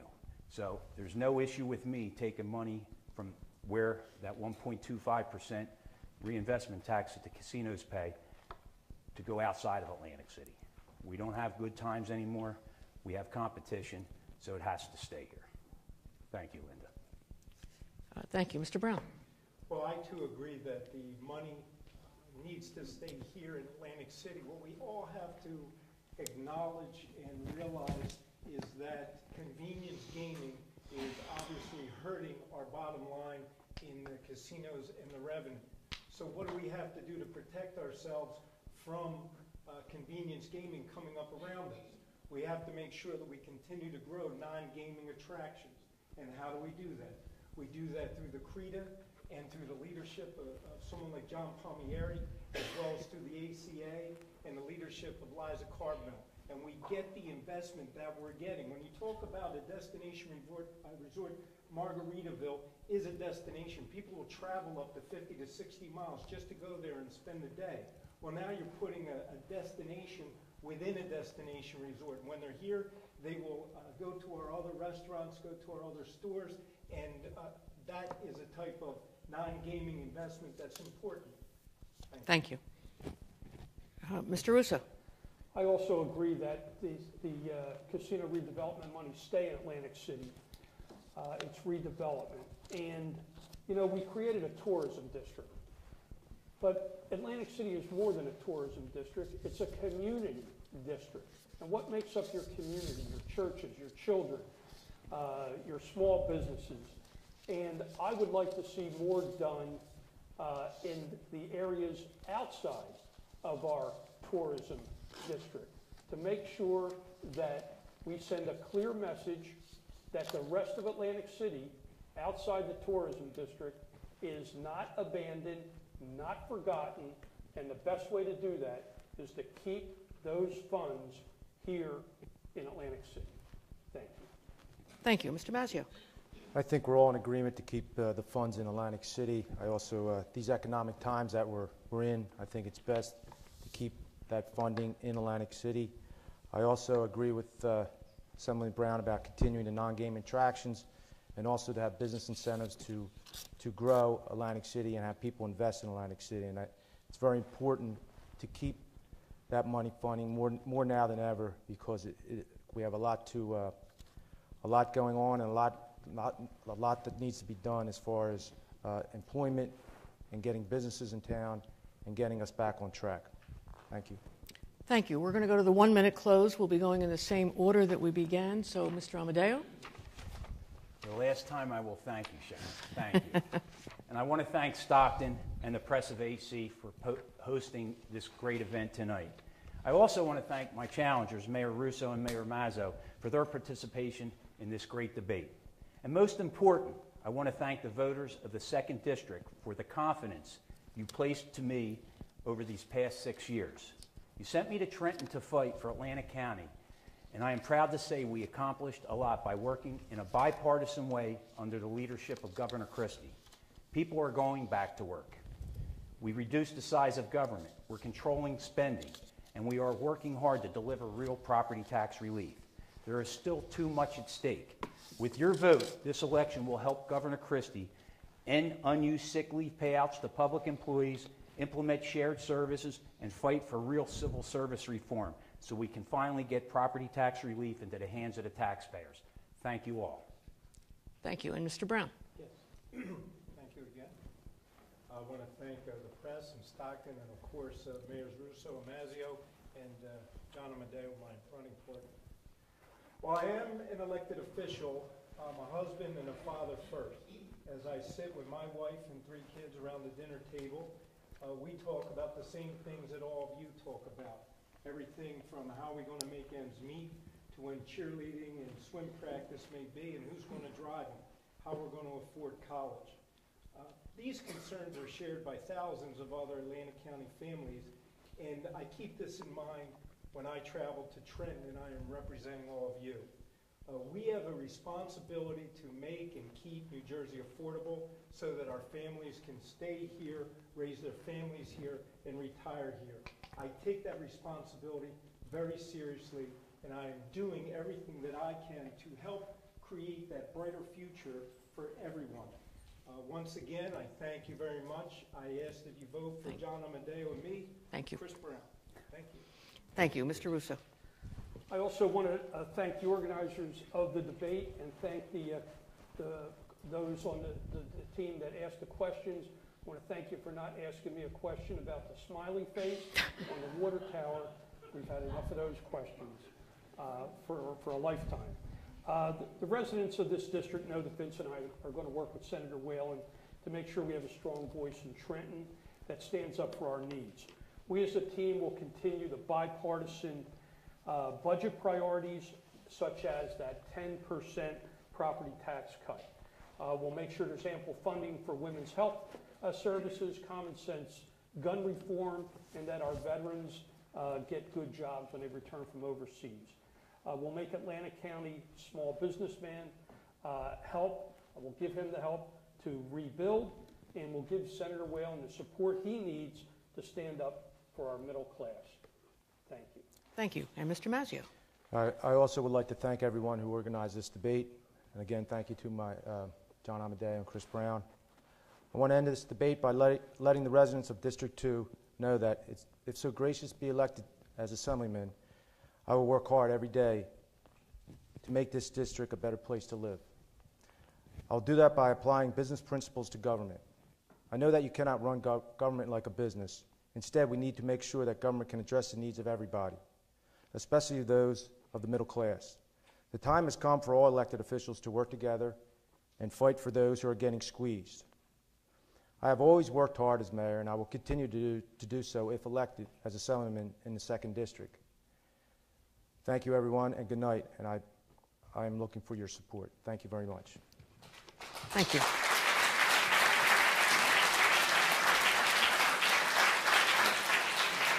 And before you leave, I thank you for being such a great audience. I'd like to thank Alex Marino for organizing all this at Dante Hall Theater for us.